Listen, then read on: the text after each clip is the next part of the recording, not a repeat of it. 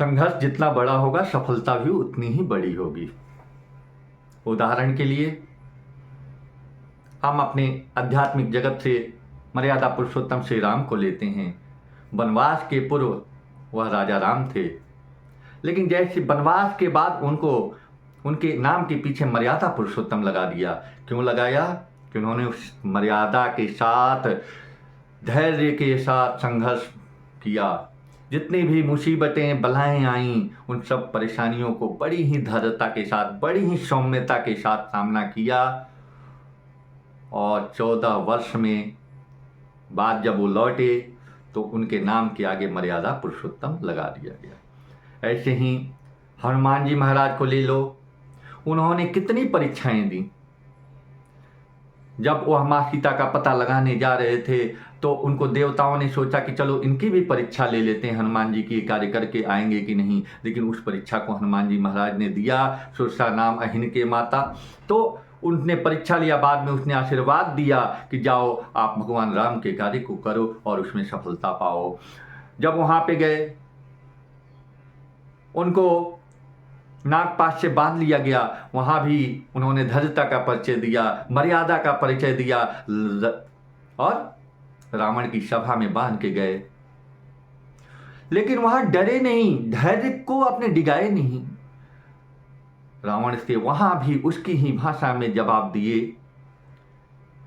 इन सब के पीछे कौन था? एक शक्ति कार्य कर रही थी, वो विश्वास था। क्या विश्वास था? कि हमारे साथ हमारे भगवान हैं, तो हमें डर किस बात की है। वह व्यक्ति जिसके अंदर एक आध्यात्मिक शक्ति, एक विश्वास नहीं है कि मेरे साथ वो परमपिता परमात्मा हर समय मौजूद हैं, वह व्यक्ति परेशानियों से निकलने में घबरा जाता है। उसके पास धैर्य नाम की कोई चीज़ नहीं रहती। हर परेशानी आएगी, हर मुसीबत के समय उसके मुंह से सुनिएगा यही बात, मैं अकेला क्या क्या करूं।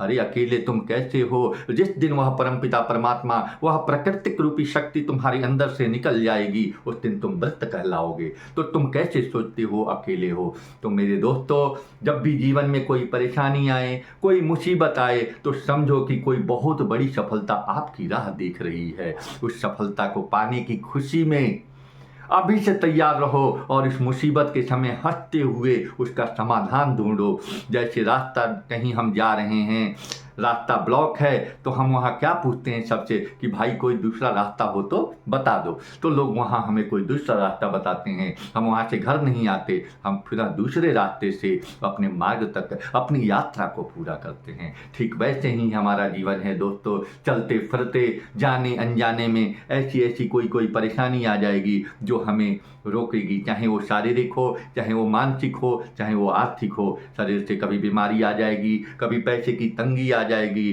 कभी कुछ और परेशानी आ जाएगी, कभी कुछ न कुछ आपके साथ जीवन पर्यंत लगा रहेगा। लेकिन इन सब परेशानियों में हंसते रहो, मुस्कुराते रहो। इसी को तो इंसान कहते हैं, इसी को तो भगवान का आशीर्वाद कहते हैं। जो आदमी परीक्षाओं से, जो आदमी संकटों से, मुसीबतों से घबरा जाता है, वो जीवन में कभी आगे नहीं बढ़ पाता है, सफलता का सुख नहीं ले सकता है। तो मैं क्या बताना चाहता था, बताने का मूल उद्देश्य है कि बहुत सारे लोग बोलते हैं कि मेरी ये इच्छा थी लेकिन पूरी नहीं हुई। भाई आप अपनी इच्छा को पूर्ति के लिए किए क्या?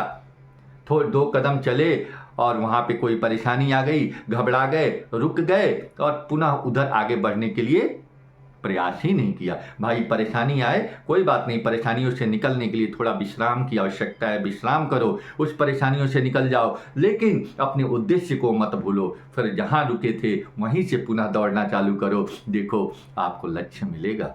आप बहुत सारे लोग बोलते हैं मैं गरीब हूँ, मेरा तो कोई कुछ हो ही नहीं सकता। भाई मैं पूछता हूँ, क्या आपने जब पैदा लिया तो आप गरीब या अमीर थोड़े थे? आपके कर्म आपको अमीर और गरीब बनाते हैं, आपकी मेहनत आपको गरीब और अमीर बनाती है, आपका लगन आपको गरीब और अमीर बनाता है। जैसे आपकी मानसिकता होगी वैसे आप फल पाओगे। अगर आपके अंदर किसी चीज़ को पाने का जुनून है तो आप उसको पा के रहोगे। बशर्ते कि जब आपके अंदर आपके पास कोई परेशानी आए, कोई मुसीबत आए, कोई संकट आ जाए, असहाय पीड़ा हो तब भी आपको उस पीड़ा से निकलना है और पुनः जहाँ पे आप रुके थे अपने उद्देश्य की पूर्ति के लिए वहाँ से फिर दौड़ लगाना शुरू करना है। आप देखोगे सफलता आपको मिलेगी। इस बात को लिख के रखो। जब परेशानी आए तो आइए मत विचार करो मैं अकेला हूँ, इसको समझो कि ये भगवान मेरी परीक्षा ले रहा है, मुझे देखना चाहता है कि मैं कितना मजबूत हूँ। तो आप उसके लिए हर समय तैयार रहो कि मुझे परीक्षा में फेल नहीं होना है। जब परीक्षा में पास हो जाओगे तो वही भगवान, वही परमात्मा तुम्हारे पास उपहार स्वरूप खुशी देगा जिसके लिए तुम प्रयास कर रहे थे।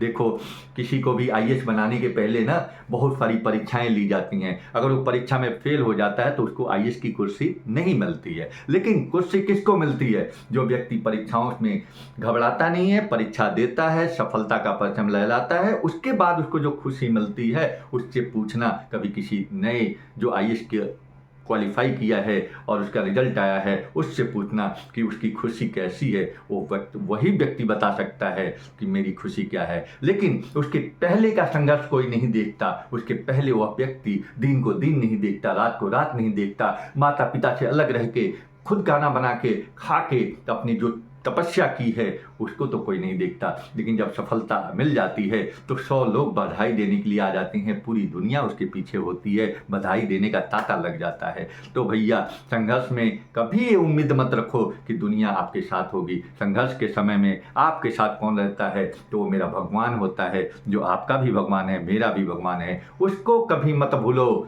उसको याद रखो। देखो सफलता मिलेगी, मेरी बात को मान के रखो। हाँ, मेरा बात कैसे मान लें कि भगवान है या नहीं है, इस विषय पे मैं आगे बात करूंगा। लेकिन मेरा एक आग्रह है, आपके नास्तिक भी हो तो कोई ना कोई नाम का आश्रय लो 2-4-5 मिनट और उसको सुबह शाम करो। देखो जीवन में क्या रंग आता है, क्या आनंद आता है।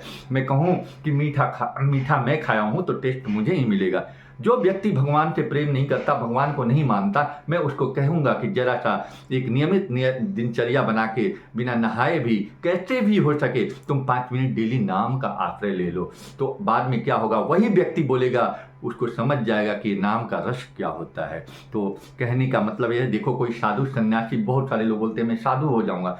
अरे साधु की जो तपस्या है ना रियल में, उसको देखोगे तो तुम हतप्रभ रह जाओगे। साधु की भी उपाधि होती है। साधु ऐसे बनना कहना आसान है, लेकिन साधु उस कितना संघर्ष करता है, कितना त्याग कर सकता है, हम उस एक दिन नहीं कर पाते हैं। लेकिन वो जब साधु बन जाता है तो उसके पूरे जीवन पर्यंत त्याग ही त्याग होता है, संघर्ष ही संघर्ष होता है।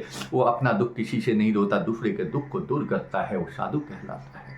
उसके पास क्या देने की शक्ति होती है वही जानता है, क्योंकि वो नाम के प्रताप से जीता है और संघर्षों को सहता है। तो जब भी आपके जीवन में संघर्ष आए, परेशानी आए, तो आप उससे निकलने का प्रयास करो और ये सोचो कि भगवान हमारे साथ हैं। आप ब्रेक मत लगाओ, जीवन में देखोगे कि खुशी ही खुशी है। मैं कुछ ऐसी बात आपके सामने ज़्यादा नहीं रखूँगा, लेकिन अगर आपका मानसिक रूप से आप कमजोर हो, आपके अंदर निराशा की भावना है, तो अपने डाइट को भी ठीक करो। आप अनुलोम विलोम करो, प्राणायाम करो, पहले अपने आप को हेल्थली मजबूत करो। देखोगे कि धीरे धीरे आपके जीवन में आनंद आएगा। जय